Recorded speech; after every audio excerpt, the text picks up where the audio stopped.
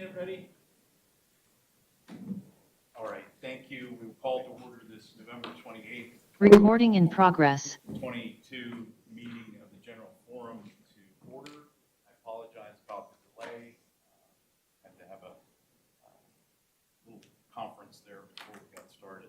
I invite all of you to join me in the Pledge of Allegiance. I pledge allegiance to the flag of the United States of America and to the republic for which it stands, one nation, under God, indivisible, with liberty and justice for all. At this point, the staff will conduct a roll call of our members to make sure they can all hear and be heard. Balchandran. Here. Barlow. Here. Baring. She's driving. Ms. Engman. I'm here. Ms. Engman. Here. Ms. Krishnakudi. Here. Mr. Lipscomb. Mr. Lipscomb.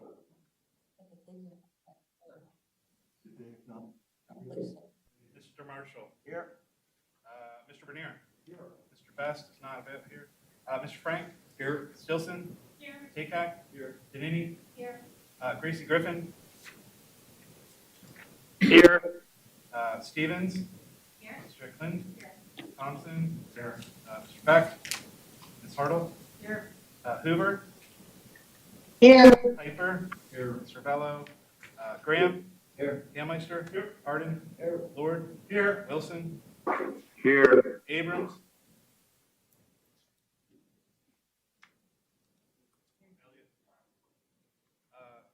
Mr. Magruder.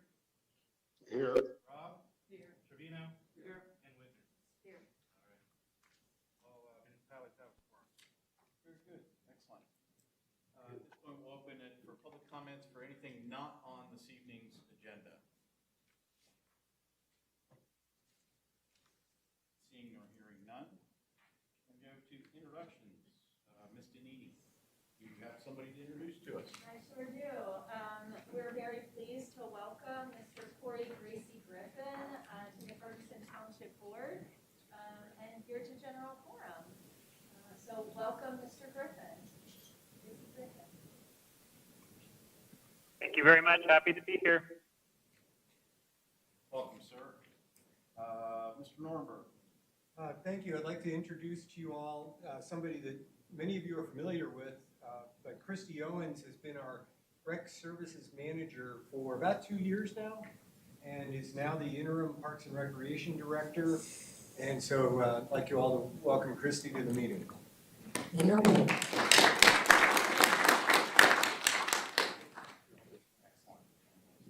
Recognitions. We have two tonight. Let's start. Lisa, would you like to take the podium and tell us about the award? Thank you. Be happy to.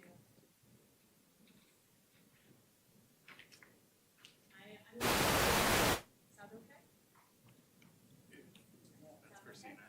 Okay, all right. So my name is Lisa Reeves Collins, and I am the Director of SLO Center Region Library. And I just wanted tonight to start out by just saying that the Council of Governments is absolutely all about working together, sharing resources, and doing together what none of us can do on our own. And that's what I am so happy to share with you all, that the Already Access SLO to School program, which automatically provides SLO library cards to all State College Area School District students and allows them to have their books and materials delivered to schools, recently received a national commendation from the American Association of School Librarians. The commendation notes, this collaboration between the public library and the school district aligns with the AASL common belief that information resources should be equitably available. AASL President Kathy Lester said, congratulations to the State College Area School District and SLO Center Region Library for partnering to make sure public library resources are available to the entire school community. So how do we arrive at this innovative service together? Well, this partnership started by a visit from State College Area School District middle school students. And one student said they would love it if their books could be delivered to their school. Why not? It's their public library. And so began the collaboration between SCASD and SCLO librarians, library assistants, IT staff, administrators, physical plant staff, parents, and students. Together, we figured out how to deliver materials to students. And then during COVID, when our students needed us more than ever, we all figured out how to get library cards into the hands of every SCASD student. I'll leave you with a quote from school library assistant Colleen Fisher, who was involved with the project from its inception and is in charge of preparing materials delivered to SCASD. It's great to see students dive into their passions. One little guy has requested every Minecraft book in the county. Pretty awesome. We are happy to help facilitate these being delivered right to him and other students, eliminating as many barriers as possible to help them grow and expand their world. And I'll end with gratitude to our SCASD partner, many librarians that are here tonight. Thank you for working with us to serve our community and for really doing what we can all do, none of us on our own, coming together to make things better. Thank you so much.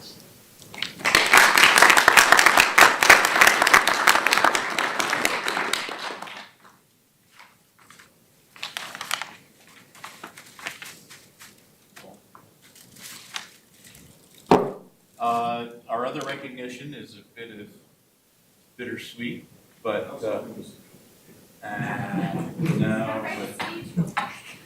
bittersweet.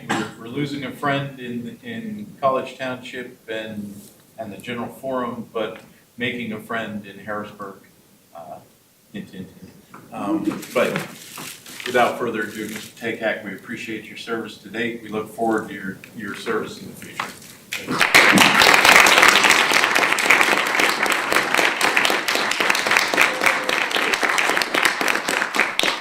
You all know where to find me, so I'm not going.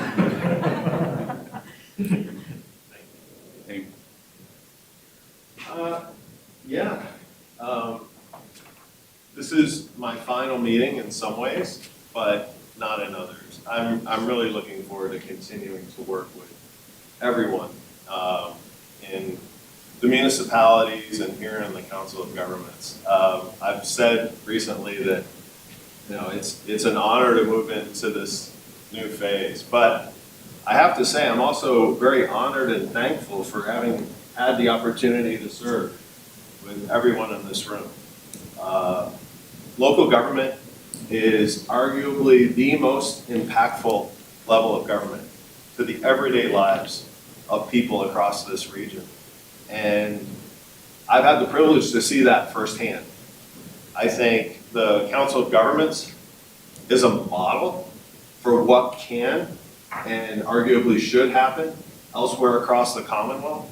I look forward to carrying that message forward into Harrisburg, and will very likely sing your praises, so if any ears are burning or anything, that is likely what's happened. Thank you for this opportunity, but I am very serious. I am not going anywhere.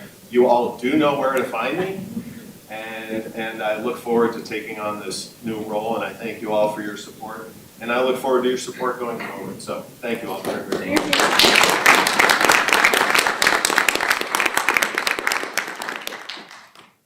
One final recognition for those that might not have seen it, City and State of Pennsylvania published a Power of Diversity list, Women 100, and Penn State's President, Dr. Bendapudi, was recognized, as well as Molly Kunkel, the Executive Director of the Center Foundation. That's great stuff for our region. We look forward to seeing more faces on that in future years.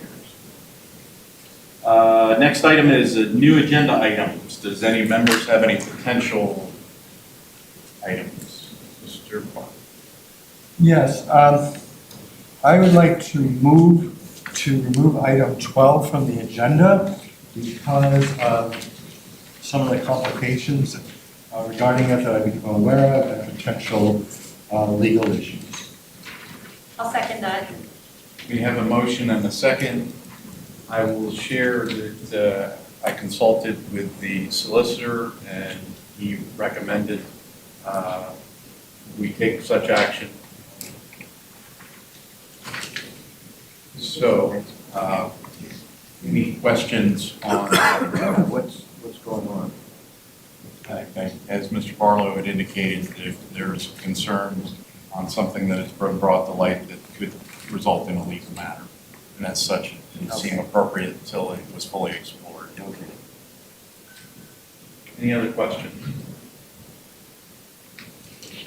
This is regrettable, I will say that, but I think it's also, we need to err on the side of caution.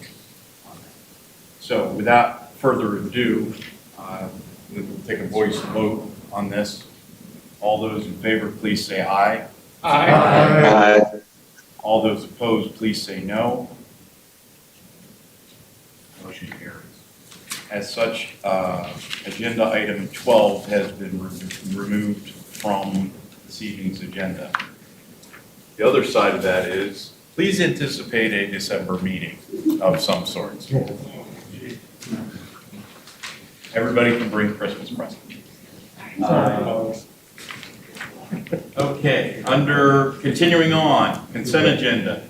The following items are on this evening's agenda. We have the approval of our October 24th, 2022 General Forum meeting. We have an authorization to encumber funds for a fire extinguishing trainer.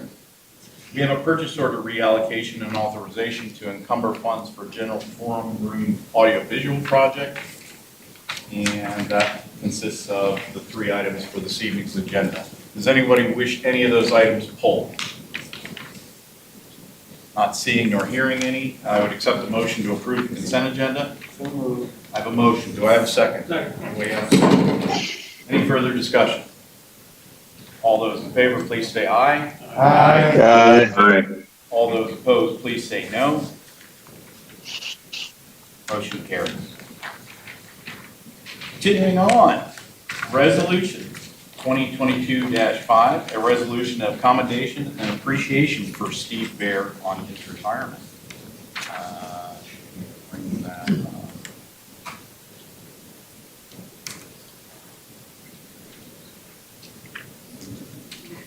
So the item asks the general forum to consider approval of the said resolution for Mr. Bear.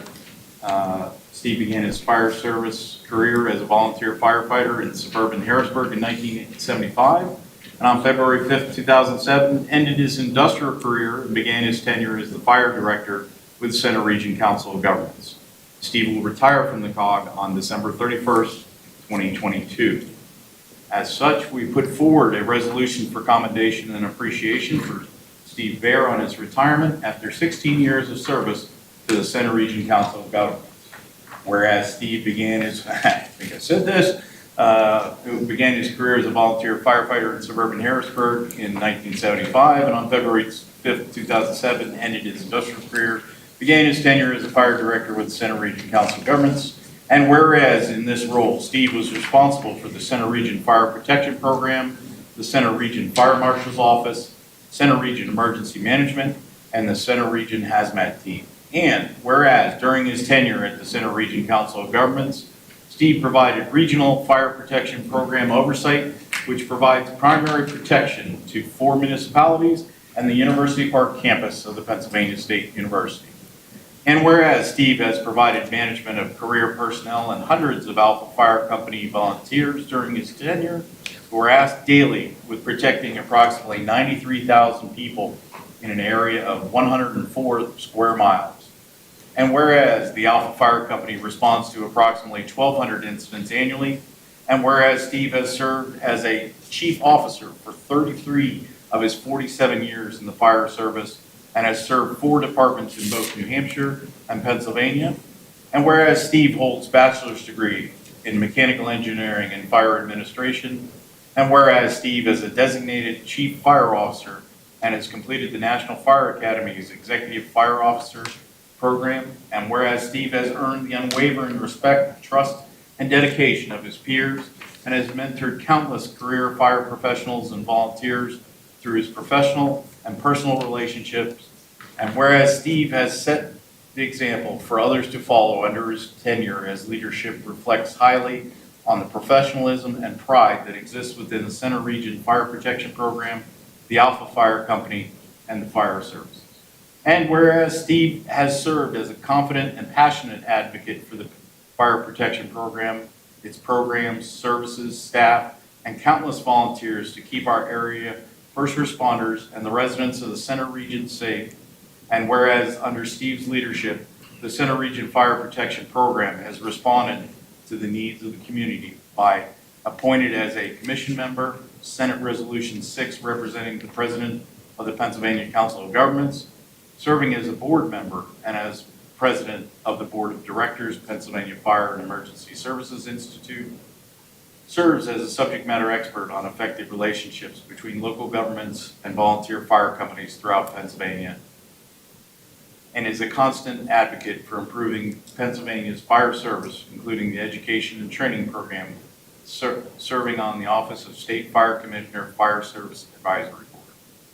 Whereas Steve's communication and teamwork have been valued by elected officials and colleagues in the Center Region due to his helpfulness, responsiveness, and regular updates to COG committees and the General Forum, and whereas as Steve retires from his position as Fire Director of the Center Region Fire Protection Program, the Center Region Council of Government staff and the members of the General Forum wish to express their admiration and appreciation for his leadership, commitment, and years of service to the COG and residents of the Center Region.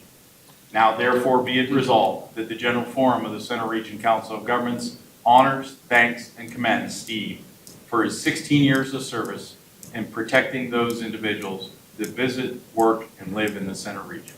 Resolved this 28th day of November 2022, meeting in regular session. Do I have a motion? Do I have a motion? So moved. We have a motion. We have a second. We have a second.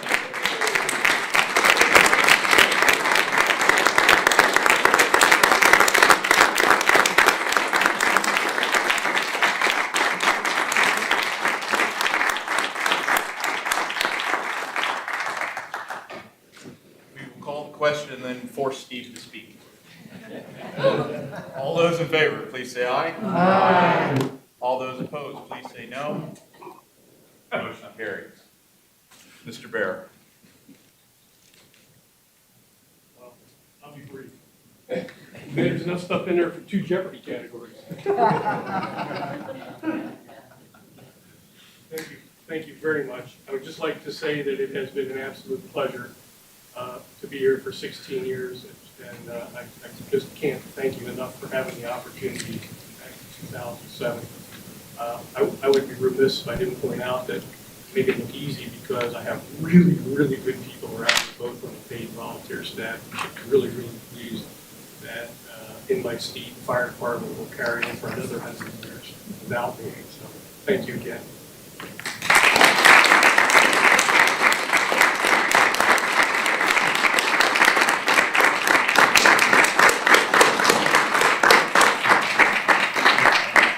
Do any members of our fire service want to add anything, or do we cover it all in that resolution? All right, thank you. Thank you for joining us.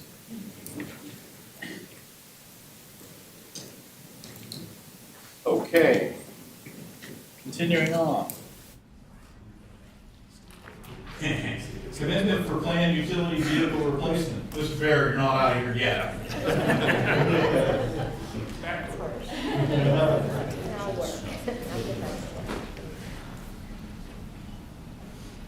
So as you know, we try to purchase all of our vehicles through Pennsylvania CoStars, and with the smaller vehicles, we specifically on the state bidding contract. So the state bidding contract for 2023 has opened, and very briefly, it will close on December 1st.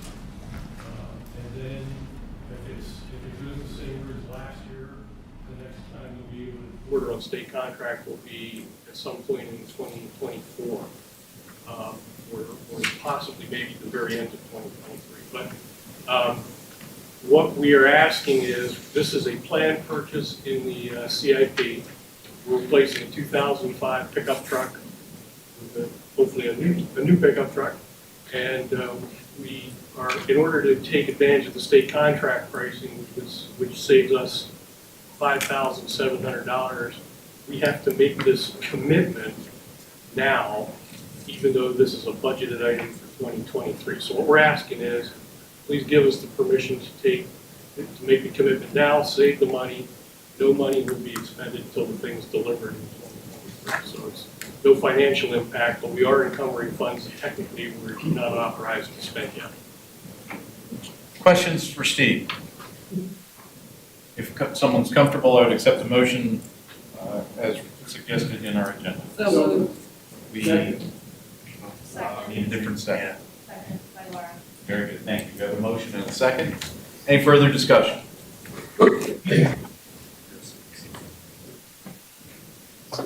Okay, a reminder, Half Moon and Harris abstained from this item. If no other questions, call the question. All those in favor, please say aye. Aye. All those opposed, please say no. Motion carries. Continuing on, solar power purchase agreement update. Ms. Pam Adams. Hello, I'm here. I hope you can all hear me. I'm going to share my screen and give a presentation.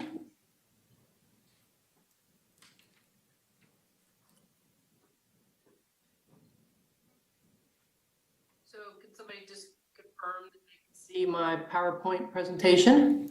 Yes. Okay, thank you. So my name is Pam Adams. I'm a sustainability planner here at COG. I am stepping in for Danelle DeCorso, who is the COG representative for the Solar Power Purchase Agreement, which we call SPPA working group. But I'm going to give this presentation, provide a little bit of where we are today, provide that overview of consistent messaging that hopefully will sound familiar to you, give you an update on where we are and what the summary of the RFP is, request for proposal, and talk about the next steps. So this slide here shows the phases as well as some of the work tasks that we have been engaged in and that we have left to do. But as you can see, we're getting near the end of the third phase. We're very close to being able to align on selecting a developer as well as a solar project, which will put us into that fourth phase, which is basically starting to negotiate, figuring out the financial analysis prior to any of us being able to sign a contract. So that is just showing that we are getting closer to the end. And then this slide shows three different images, and I wanted to share it with you so that you can see what local governments across the nation are doing for clean energy procurement. It shows you the number of different local government transactions by type up there in the top left, and you could see the highest number is local governments putting solar on their property, but the PPA, the offsite physical PPA, which is what we're exploring, is the next highest, and that's that blue color. Obviously, you can put a lot more solar together through a PPA, as you can see in that bottom image there, and it's been growing in the last couple of years. And I demonstrate and share this with you because you can see that you're not alone in what you're doing by exploring this PPA. And they've been actually growing in the amount of interest from local governments over the past several years, as you can see. I do have the link there that you could zoom in and find out more detail. But I also want to highlight the leadership you're demonstrating by doing this. You can see the blue circles across the nation. They're mostly, as you could see, in large cities, doing them individually for themselves. In Pennsylvania, there are 3 PPAs that have currently happened. Chambersburg Electric, they have their own electric company, they've done one, and then Philadelphia has a PPA, and SEPTA, which is their public transportation authority, also has done a solar PPA. And again, these are just the local governments. This is not show Penn State, for example. But I point this out because we are a group of 15 trying to do this, and we're really a model potentially for smaller communities. So thank you for your interest in exploring this. I'm going to give a quick overview on the why and the who, because we've talked about this before and hopefully it sounds familiar, but I think it's important to cover again, and then go in a little bit more detail on what is in that RFP and how we're going to do it. So first, these guiding principles we've been talking about, and hopefully this really sounds repetitive to you, but there are new people potentially watching and listening, so it's always good to review. They've been our principles when we looked at the energy services consultant, and they were also included in our request for proposal for the actual PPA. I'm not going to read through all of these, but basically what we're really trying to do is maximize the economic benefit that we can receive, also reduce our risks of market fluctuations, and also get additional co-benefits of reducing emissions, educating, and really helping to demonstrate that renewable energy, solar energy, can be good for our communities in Pennsylvania, as well as making sure it's good for the existing neighborhood where it would go. I list these two because I think it's helpful when talking about why we're doing this. I mentioned that we're looking for competitive rates to keep our energy costs lower as we look into the future. And the image on the left, that chart shows that solar has decreased significantly over the last decade or so. And so solar's costs are now parity with traditional fossil fuels. So that is one reason that solar is becoming more popular. And then the image on the right demonstrates that it is definitely recognized that solar is not the one and only answer. But again, this is where we talk about diversifying the grid. Currently in 2021, 4% of our electricity generation comes from solar in the nation. In Pennsylvania, that's only 0.1%. But that there is the outlook, if they look at policy and where things are headed based on costs and markets, there's projections as to where it's going to go into the future. So just thought that was important to recognize that solar is not the only thing. It is just something that's where the growth is because of reduced costs. For the who, there are 15 entities shown there on the left. And then on the right is the project management team that has been meeting weekly with the consultant, reviewing, releasing the RFP, reviewing the results, and basically you hopefully know who most of the people are, but this is a big team effort. I'm just the one giving the presentation today, so I want to recognize that there's a lot of people involved with lots of different skill sets, and so we found it very beneficial all working together. All right, so what is it that we're trying to do? We're basically looking to get a price, that dollar per megawatt hour price, for solar and retail services. So we did release the request for proposal September 13th to get quotes in. On October 19th, we received 4 responses. 3 were related to the solar services and 1 for retail services. The 3 developers for the solar provided more than one solar option, some different sizes, different locations, and then they also provided different terms, both 15 and 25 years for the solar side. On the retail side, that term stays similar to what we're used to now, which could be, we can define that whether it's 3 to 5 years, that will continue on into the future. The last step that we did is we did interview solar developers. So of the 3, after we did the ranking, we narrowed it down to 2 solar developers. So we did interview them, and we interviewed also the 1 retail services provider. I will say that all 3 of the people that we interviewed, the companies we interviewed, are highly qualified, and they were really good interviews and good conversations. We have narrowed it down to 6 solar locations, which you can see there. There's 2 that are in Greene County, PA, which is the far southwest, 3 that are in Center County, PA, and 1 in Clarion County. So I'm going to give a very high-level overview of how we've been doing electricity and what it's going to potentially start looking like if we proceed. So currently COG, as well as many of the municipalities and organizations that are in the SPPA working group, use a retail services supplier in which we bid out to get competitive rates every 2 to 5 years. So we have the utility, the electricity provided to us at a fixed term for that contract period. And so on our bill, for every location, we get a kilowatt reading that tells us how much electricity we use, just like you do at home. But for commercial accounts, you see an on-peak load and an off-peak load. And that's important to understand because there's different pricing for those two loads. On-peak load is more expensive because more people are using electricity. But just keep that in mind. So there's the kilowatt reading that tells you your usage.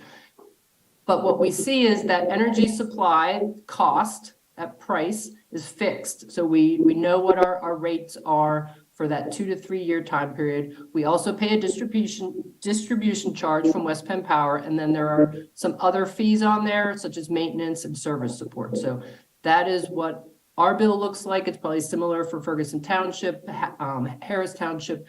That is what it looks like. For COG and some of the other organizations, we have the last 2 contracts we've done. We've also purchased renewable energy credits. That is a financial transaction that we lock in with the supplier here. And that allows us to say that we're supporting renewable energy.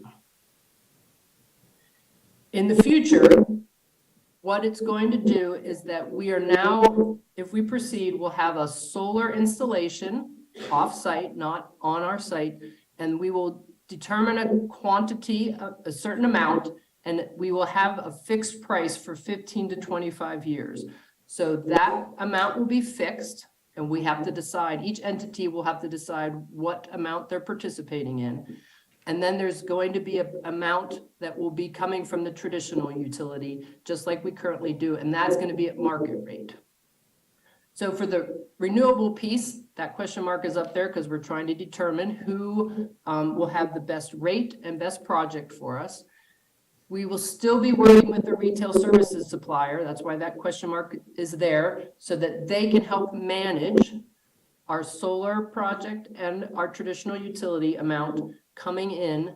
And on our bill this time now, we're going to still have the reading that shows what we're using, but we're also going to see the amount of kilowatts that were generated from the solar installation. So that we will see that amount, and there will be that solar fixed price that we have through our contract. Then there's going to be 2 other costs that I'm going to explain in the next slide, which is a settlement cost. And then because there's this need for solar to be settled, because solar doesn't generate 24/7, that retail services supplier will be doing the work for us, in which case there's also a fee to pay them to manage it. RECs can be handled the same way that we have been doing it through the retail services provider, but we're also, in our conversations with the developers, have learned that they also could provide the solar services, the RECs for us. So the developers are giving us some cost on that. And then lastly, I just put in here this on-site solar. If you in the future or currently have solar on site, all of that can be managed together. It's sort of your energy portfolio is how you're going to start looking at it. It's not going to be just from one source.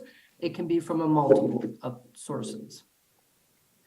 And again, the important thing here is to understand that it's going to look different, and we're working with the financial folks that will be receiving this. But I wanted to make sure you understood that.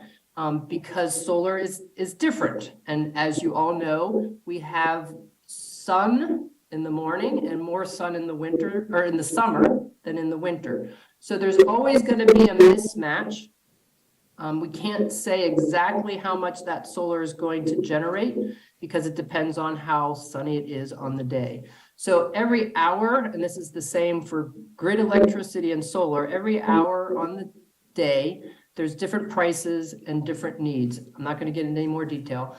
Basically, what I'm trying to say here is this solar settlement happens. The retail services supplier will manage it for us, But sometimes the solar installation will generate more solar than we've committed to. So they'll sell it, and that can be a positive for us. Other times, they're going to need to buy some in the winter because it won't make enough for what we need.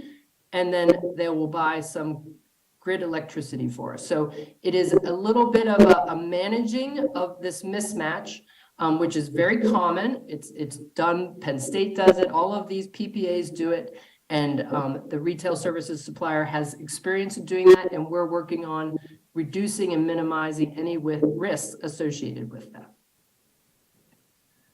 So the summary here is that we are looking for getting competitive rates. We are pleased with the prices that we've been given so far.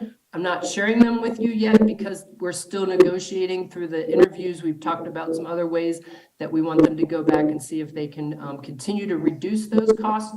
But we will be looking for our rates to be competitive over the 15 to 25 year time period and always below wholesale. We are looking at and trying to understand and minimize our risks. And one of the things that we've talked about, and Joe Vigilone has pointed this out, when you look at the differences between how we're currently buying electricity into the future, some people are nervous about this long-term commitment of a 15 or 25 year contract. But if you look at it as a retirement account, some things you want to have fixed in for long-term and less risky. That could be your PPA, and then you want to play some of the market. So it's a portfolio. This is your retirement portfolio. It's an investment on how you can minimize some of the fluctuations and keep your rates low. So I hope that makes sense. The third thing here is that we do expect to be able to give a bill example of what you currently have and what to expect in the future with costs coming down the line. Each entity is going to have its own similar but separate agreement, which manages both solar and grid electricity. We are in the discussions with the solar developers that the earliest start date for their solar array would be the fall of 2024, or if we choose some of the other ones, it would be summer of 2026. And with that, we are expecting to align everybody's current electricity term over that period. We will be signing a contract prior to that with both the solar and retail services provider. So the next steps are, first I'll highlight what is shown there in that blue a little bit bigger, is the SPPA working group will receive the initial recommendation on December 7th. And then on the 14th, it's our expectation that we will be able to have the working group select a proposal and refer it to the individual boards. In the meantime, in December, the COG Facilities, Finance, and Climate Action Committee will start getting into the details and maybe digesting more of what I've said here tonight, going through that. We also know that CATA and the school district have requested presentations, and so those will be had. And then that big time period is January 23rd through February 13th is when we're expecting all boards to be able to submit their determination of if they're proceeding and how much electricity they're interested in committing to solar, so that ideally we can approve and award a contract on Valentine's Day. So there is a lot in there, and I hopefully didn't confuse you too much, but I'll take any questions. Questions for Ms. Adams? Yes, sir. The 2024-2026 timeframe, does that apply because of the Senator County situations, those projects have not yet been developed? Yes, the projects have not been developed. There's different levels of them through the process. Some of them have the interconnection process. The earlier ones have been approved. They have not been permitted at the local level. All of them have been discussed with the local elected officials, but they haven't all by any means gone through the process. So they're looking for a little bit of a commitment, I think, before they take those next steps. And then there's the ordering of equipment. Thanks, Matt. Mr. Abrams? You're muted, sir. You're muted, Elliot. I know. What are solar power prices now compared to the way they were 6 or 7 years ago? So 6 or 7 years ago, they're lower than they were 6 or 7 years ago. Like 5%, 10%? What, is there some number? I could look that up and tell you. I don't know off the top of my head. The reason I ask is that if there's been a trend of price over the last 6 or 7 years, we should expect there to be similar or different rates of change over the next 15 to 25 years. And we should find some way of hedging or avoiding locking ourselves into a long-term thing that doesn't take that into account. I don't know of any other thing that we're buying that we're setting prices 15 to 25 years out. Yes, so it's a good question, and it has been discussed. I'm not completely versed in being able to answer that one, but I will say that the costs have come down to the point now that they're not expecting them to drop as rapidly as they have. And that right now there are a lot of tax credits over the next 10 years that will not be there. So they're not expecting prices to continue to drop to that same extent. But I will make that note and make sure we discuss it with the consultant in the group. Any other questions for me? Yes, sir. Thanks a lot for that presentation, Pam. I noticed that in one of the slides over here, it said we got 4 responses and we interviewed 2 solar developers and 1 retail service provider. I just wanted to clarify, the following slide over there talks about the retail services supplier. Where do the solar developers, how do they fit into this? I guess it's the previous slide. I guess where do they fit into it? Like, are they, because it sounds like the retail services supplier is the one that's really kind of managing the whole thing about the need for solar power and managing that with some of the other fixed electricity uses that are going to occur for electricity usage at night. And so I'm wondering where the solar developers, like where do they fit into this particular arrangement or slide, and how is it differentiated from the retail services supplier that you all heard? Yep, so the solar developer will have a contract with us because they are going to be financing this. So basically, the financial institutions want to know that somebody's going to be buying their product, but they're going to be a little power plant, if you want to say, that we're helping to commit to their operation over this time period. And all of them have 5-year extensions. They have certain, options for after the term, if you want to say. So they are looking at how they can build their little power plant and supply the PJM, the grid, with this energy. The retail services manager takes all 400 of our accounts, which is if all 15 entities join, and they then manage the numbers, the paperwork. Does that make sense? So, I mean, are we then working with both then, or is it just, okay? Yep. Both, okay. So We're working with both upfront, but on a monthly basis, it would be the retail services supplier. Once the solar installation is in, we have some guarantees on what the solar generation is. So there's certain things that the solar developer will be responsible for. And that will be related to the generation amount, the guarantees that the product works, what the replacement schedule is, so that type of thing. Some of that will go into their contract, but the monthly paperwork transactions is the retail services. I think I understand. So basically, it's what COG is going to be. I mean, what this solar power purchase agreement is doing is dealing on direct solar generation end as well as the retail services. There's going to be essentially 2 contracts that are going to be awarded.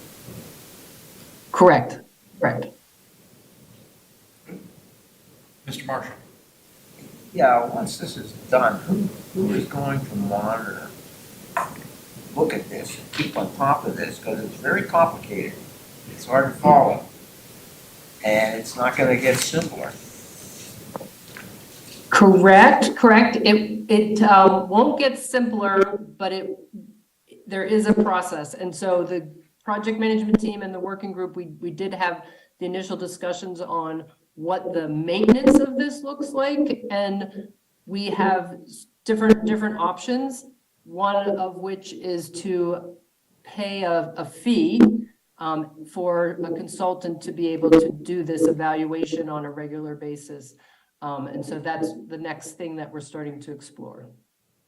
And I will say what we're looking at is the solar cost and all of this management to make sure it's equitable to market rate at the grid price that we're paying now. So we're looking at all of what those fees and costs are to ensure that we have a good long-term price outlook, competitive rate.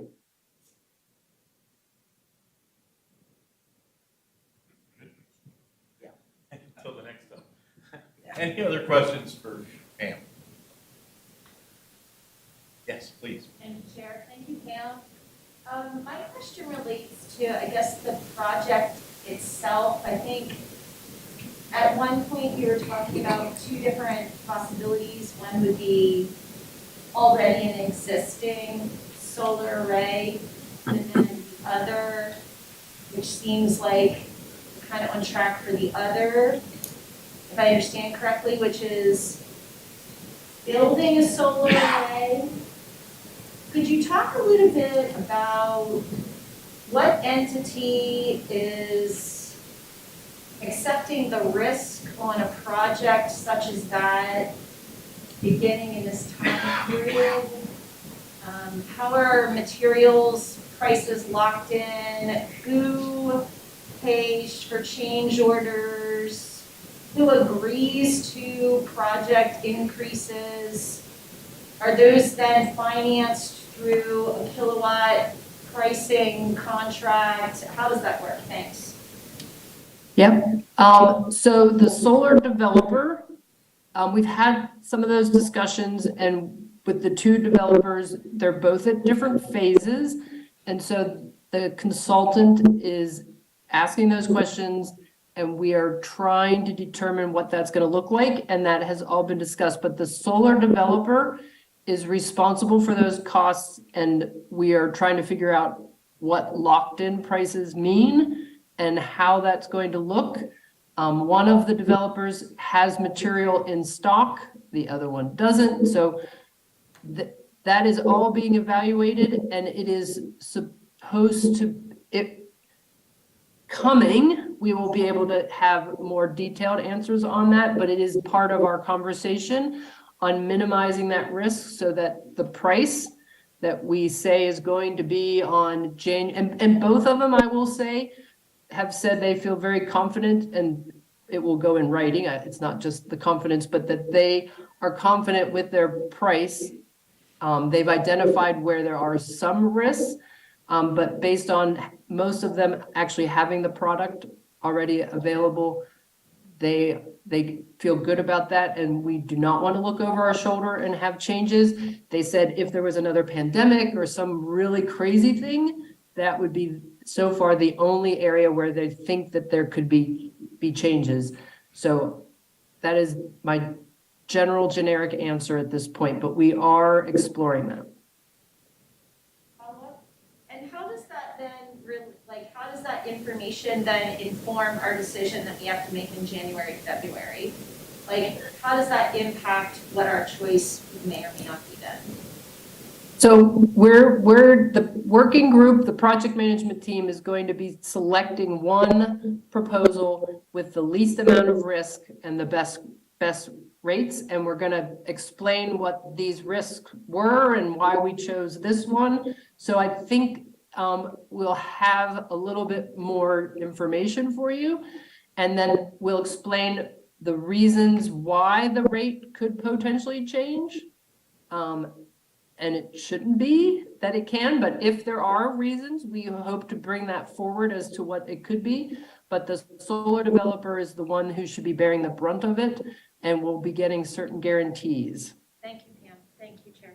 Thank Any other question? Mr. Abrams, I see you again.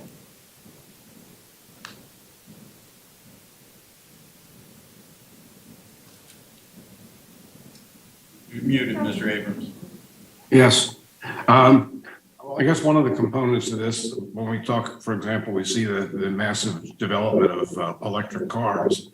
And part of that is the quest to find storage for electricity, the dozen storage methods that don't really exist now or haven't been fully developed. Will that be part of the decision making that we have to do next month too, or?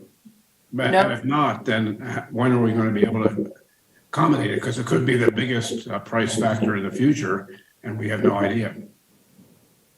Yes, so what we're supporting here is a solar installation that will provide solar energy into the PJM which is that grid management organization that runs all of the electricity for Pennsylvania, Maryland, Jersey, 11 states in our area.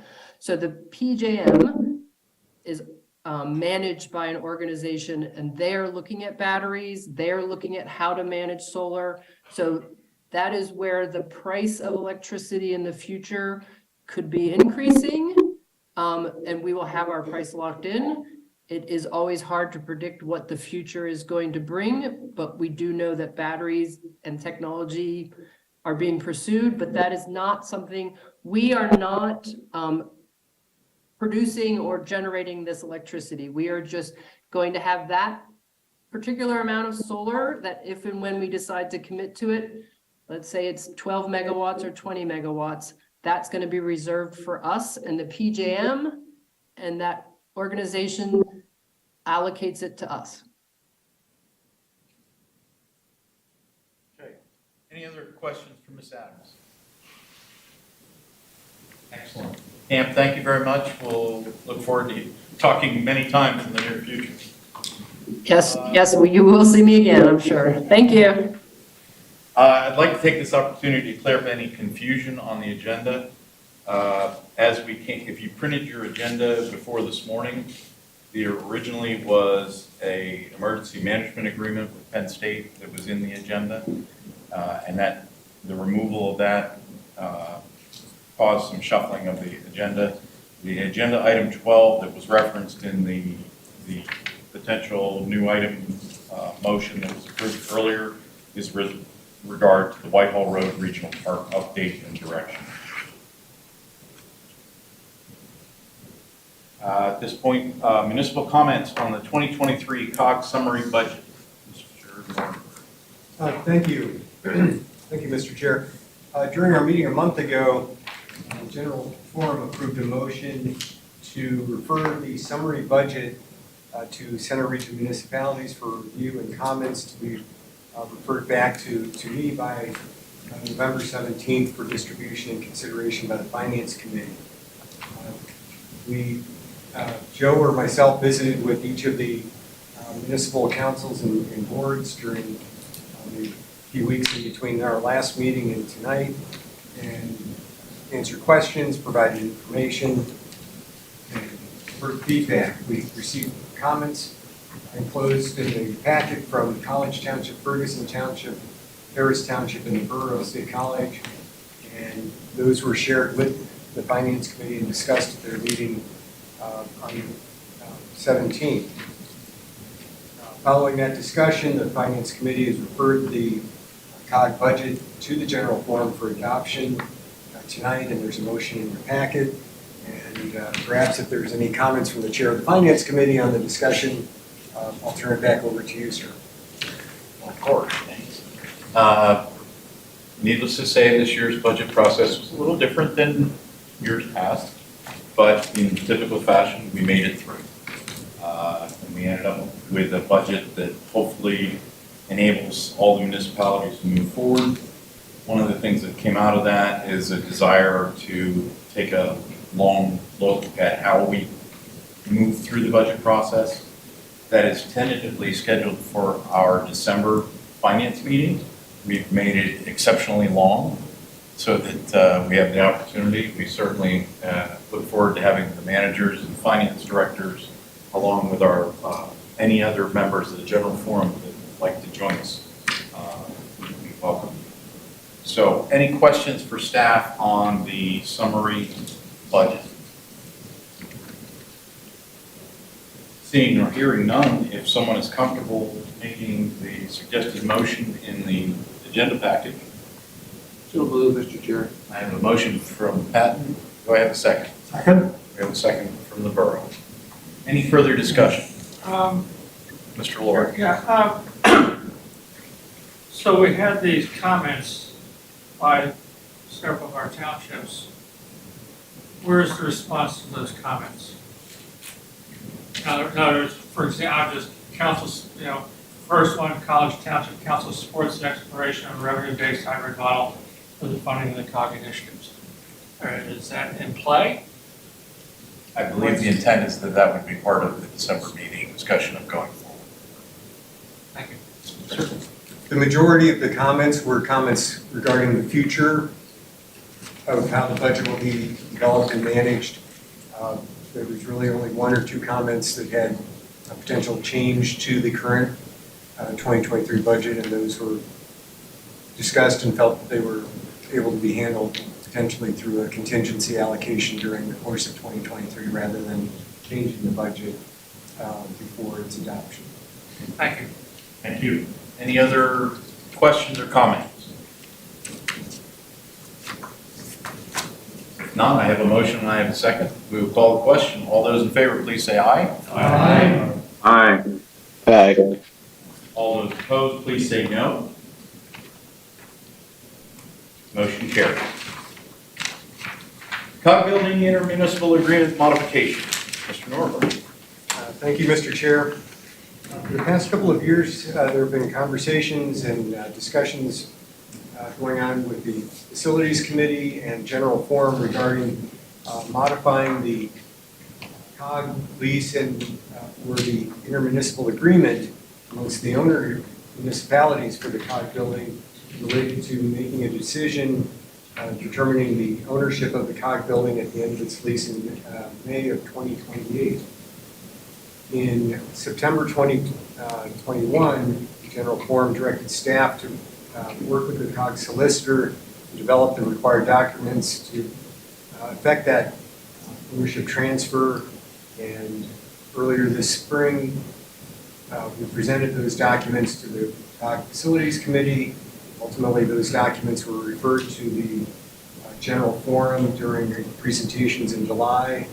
At our last meeting, in the September meeting of the General Forum, there was a unit vote to approve the amendment to the intermunicipal agreement. That motion failed on a 5-1 vote, and subsequently the Harris Township Board of Supervisors met and consulted with their solicitor, and the Township Board proposed a couple of amendments to the documents related to the intermunicipal agreement.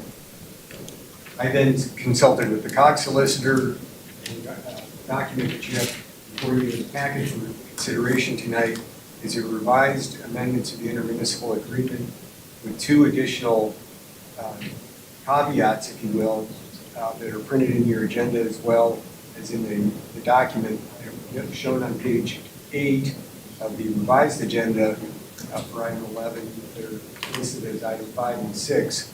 At the bottom of the page it says, one of them says, upon completion of all payments under the lease, funds received from the COG enterprise operations such as code administration, refuse recycling program will be deposited in the dedicated COG building fund for COG building maintenance and repairs and capital improvements.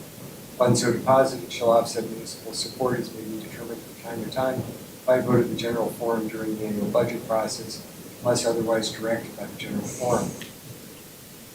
The other one is the COG Facilities Committee shall remain responsible for actively monitoring and updating as needed the COG building facilities condition assessment to identify future maintenance, repairs, capital improvements, and reinvestment in the COG building as may be directed from time to time by the COG General Forum. At its November 1st meeting, the Facilities Committee endorsed the modifications with a 5-1 vote, and this is now referred to the general forum for consideration again. Questions for staff on what is before us?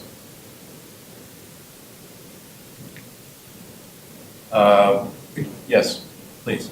I just wanted to review, so the document that is before us is not the same as the document that we got in the spring that went through all the process. It's the document that was amended, right, by Harris Township, that was reviewed by the Harris Township solicitor and then the COG solicitor. But is that, I'm sorry, I was just recapping what I thought I just heard. Is that correct? Not exactly. Okay. The feedback took, from Harris Township took the form of two proposed conditions. I consulted with the chair of the COG and our COG solicitor about potential language, and the COG solicitor wrote the amendments to the agreement. So those were added to the agreement that was reviewed before.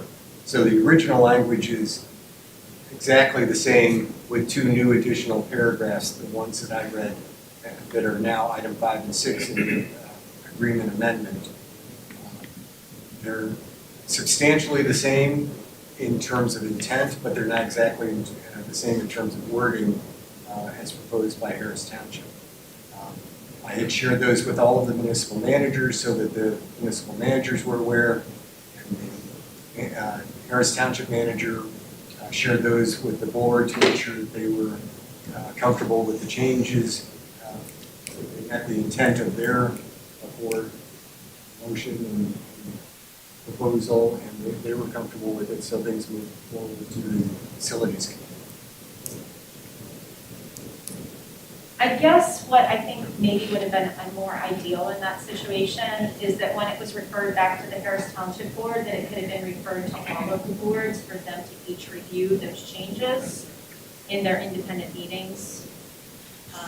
So just as a suggestion in the future, because I think there was a long period of time where there was an opportunity for individual municipal solicitors to also review that, which is really the only way that a layperson such as myself with no legal experience can really feel good about their vote in a situation like this where there's a real estate change.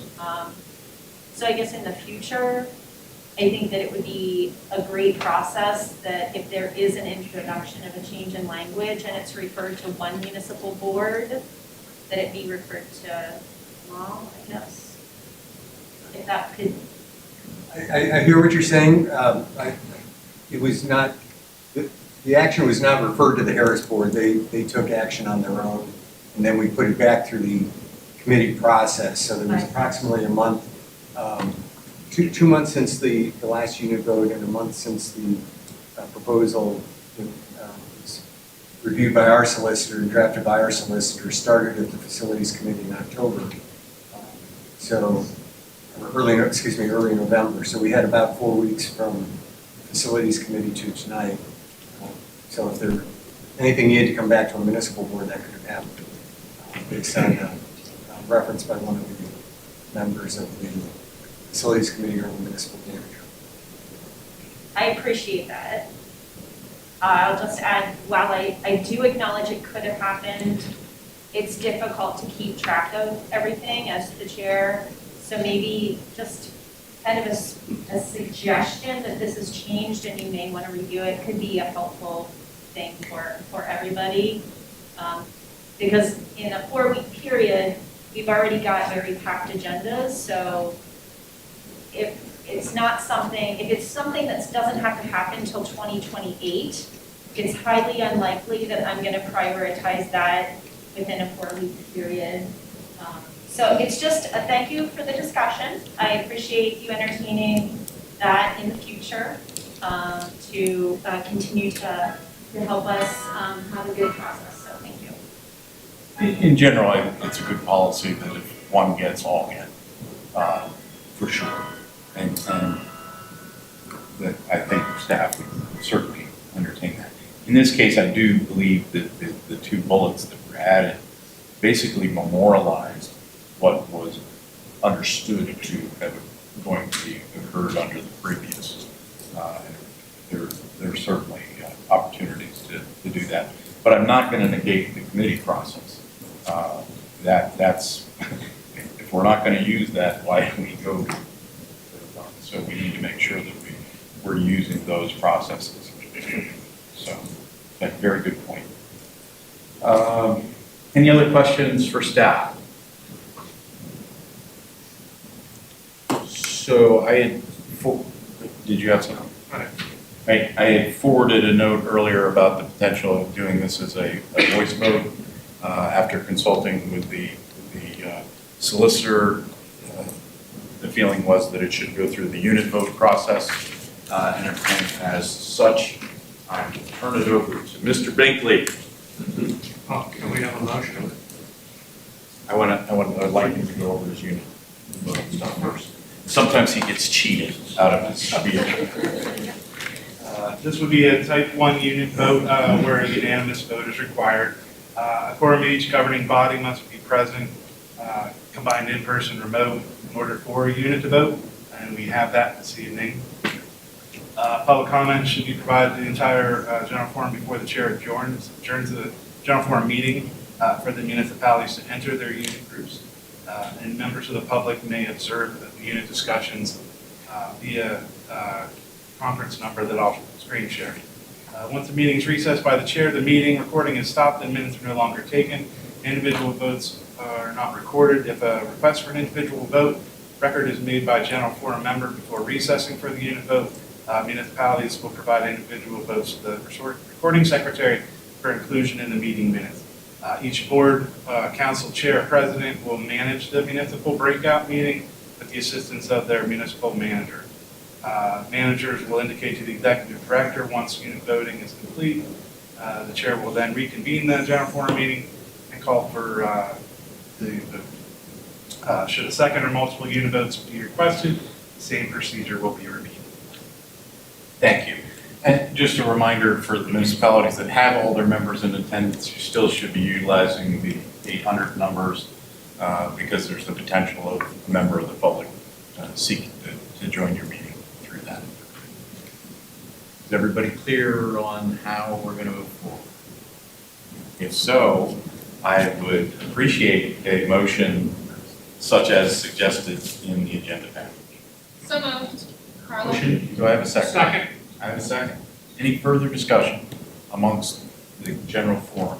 Need a clarification. Yes, sir.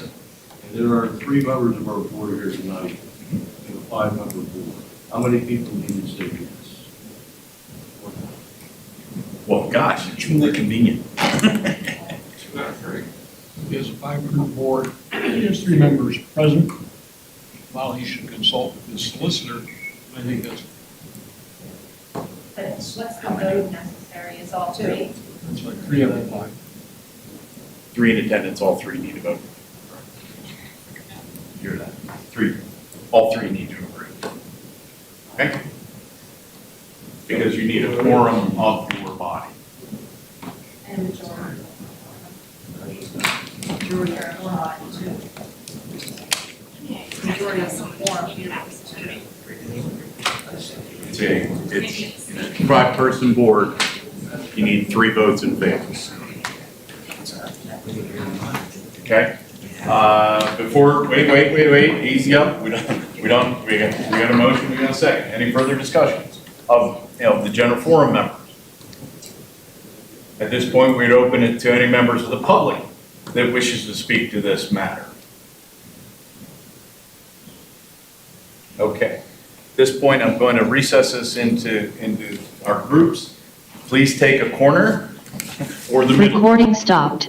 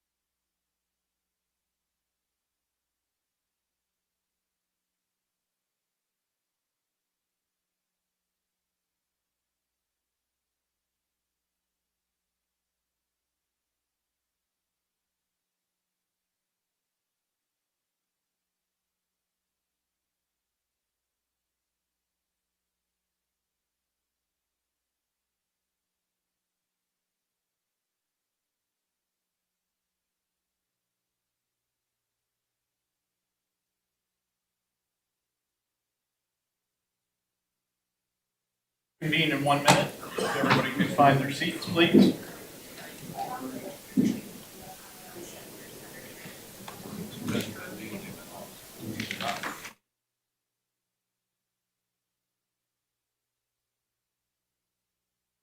At this point, staff will roll call for the results of the unit vote. State College Borough, Yes. College Township, Yes. Ferguson Township, Yes. Half Moon Township, Yes. Yes. Harris Township, Yes. and Patton Township. Yes. Passed by a 6-0 vote. Congratulations, folks. We got there.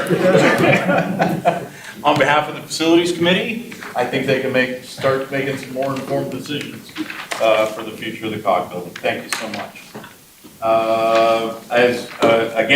Item number 12 on the current agenda, which was published this morning regarding the Whitehall Road Regional Park update and direction, was pulled via motion and majority vote. At this point, we go to university report. Ms. Young. Mr. Chair. Please. A comment and a question, I guess. It just dawned on me, we did pull this, but we have vendors that we probably owe money to for 60, 90 days. How are we handling this? And it sounds like it's a good chunk of change too. We have any provisions to? Point of order, Chair. Not really, but I think we can make a general statement that we are current with all vendors. We are current vendors. Is that a fair assessment? I would have to confirm, but I think we do have bills to pay, but they're aware of the current circumstance that they're waiting approval of this funding that was on the agenda. They're waiting for that, but, okay, now. So at this point, we can't discuss it any further until. Okay, well, that's So, an issue. thank you. Yes. Very good. University report, Ms. Young. Yes, good evening, everyone. I just have a few items. Just wanted to give you some administration updates. We are beginning the search for our provost, so that will be underway pretty soon. Also, we do have a new VP of outreach that will be officially announced this week, but that is Dr. Larry Terry coming to us from the University of Virginia. So we're excited to have him. And then lastly, this is actually from CCU, from the Anti-Bias Coalition. Unfortunately, due to unforeseen circumstances of some family issues, we have to postpone the workshop. So we look forward to rescheduling that, and hopefully all of you will still be able to attend. So thank you, and we send our apologies. That's it for me. Questions for Ms. Young? Thank you, Sharima. Do we have any members of the school district with us this evening? Seeing or hearing none. Executive Director's report. I will just draw your attention to the activity report that was previously distributed, and be happy to answer any questions if you have any from that report. Questions for the director? Seeing or hearing none. Agency Director reports. Okay. None for this evening. Authority Board and Committee reports. Executive Committee, Mr. Barlow. Pretty much the agenda of this meeting reflects a lot of what we discussed in the executive committee last time. Finance Committee, Mr. Trevino. Again, the summary in your agenda pretty much takes care of what we discussed in the Finance Committee, and I'm going to make Ms. Chair, Mr. Rich, Frank, has any additions? Pending any questions? HR Committee did not meet. It's scheduled to meet Wednesday, December 7th. Parks Capital Committee, Ms. Denini. Thank you. I don't care to add anything to the agenda. Very good, thank you. Joint Public Safety Committee and Land Use and Community Infrastructure Committee. This is a meeting in which we invite the utilities to talk about safety issues. And I was hoping to have Sean highlight anything that occurred. My colleague and Bob, and I chaired that session. Very difficult discussion with the police and fire and PennDOT. There's nothing exciting coming down the road, except 2 hours after we convened, we adjourned, we had a major snowstorm and shut down 322. So. Ms. Rob, anything to add? Yeah, I thought, my colleague did everything already. Excellent. Facilities Committee, Ms. Hartle. The agenda reflects, well, the important discussion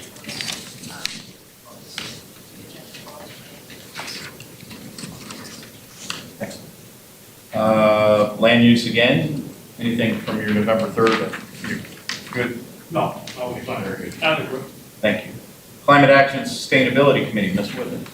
excellent summary, nothing to add, thank you. Very good. Parks and Recreation is on hiatus till after the first of the year. Slow Center Region Library Board. Collins, do you have anything to add? Nothing to add. Center Region Parks and Recreation Authority. Looks like all of them have left. 13, other business, matters of record. Is there any matters of record that staff wishes to pull to our attention? I'd like to just make note of two, Mr. Chair.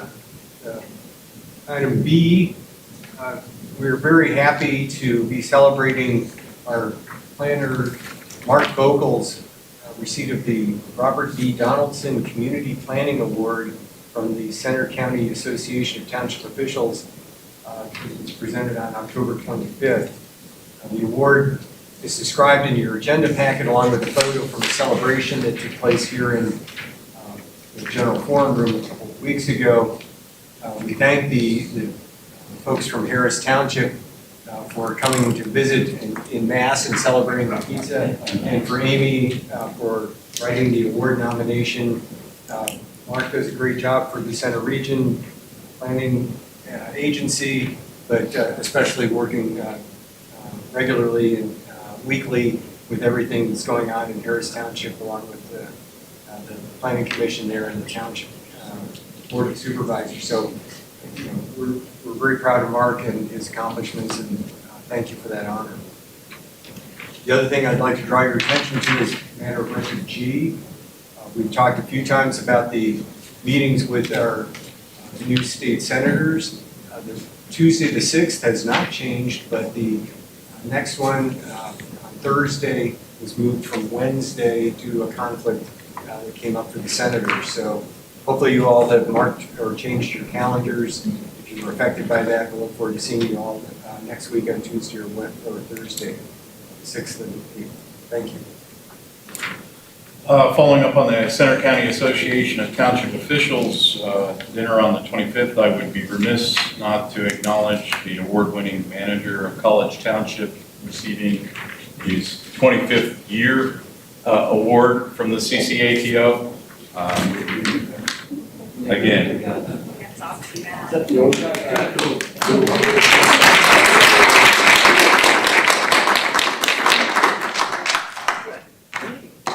Okay, we have our calendar, we have our helpful reference links. Is there anything else for the good of the cause? Hearing or seeing none, I would accept the motion to adjourn. So moved. I will second, we are adjourned. Thank you so much.